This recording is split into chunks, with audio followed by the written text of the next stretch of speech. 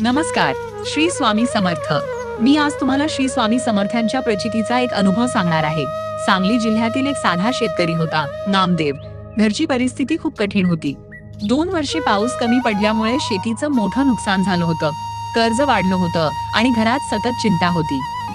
नामदेव रोज रात्री झोपण्यापूर्वी स्वामी समर्थ यांचा फोटो समोर ठेवून फक्त एकच प्रार्थना करायचा, स्वामी काहीतरी मार्ग दाखवा. एके रात्री त्याला स्वप्न पडलं. स्वामी पांढऱ्या वस्त्रात दिसले आणि म्हणाले, उद्या गावाबाहेरच्या जुन्या वडाच्या झाडाजवळ जा. सकाळी उठल्यावर त्याला स्वप्न खूप खरं वाटत होतं. तो लगेच त्या ठिकाणी गेला. तिथे त्याला गावातील एक जुना मित्र भेटला, जो अनेक वर्षांनी परत गावात आला होता. बोलता बोलता त्याने नामदेवची अडचण ऐकली आणि म्हणाला, माझ्याकडे डेअरीचा व्यवसाय आहे. मला विश्वासू माणूस हवा आहे. तू माझ्यासोबत काम करशील का? नामदेवने लगेच होकार दिला. काही महिन्यात त्याची आर्थिक परिस्थिती सुधारू लागली. कर्ज फेडायला सुरुवात झाली. एक दिवस तो अक्कलकोटला गेला. मंदिरात स्वामींच्या मूर्तीसमोर उभा राहिला आणि अचानक त्याच्या डोळ्यात पाणी आलं. कारण स्वप्नात दिसलेला चेहरा आणि मूर्तीतील चेहरा अगदी तसाच होता. तो फक्त एवढंच म्हणाला, भिऊ नकोस, मी तुझ्या पाठीशी आहे. हे खरं आहे स्वामी.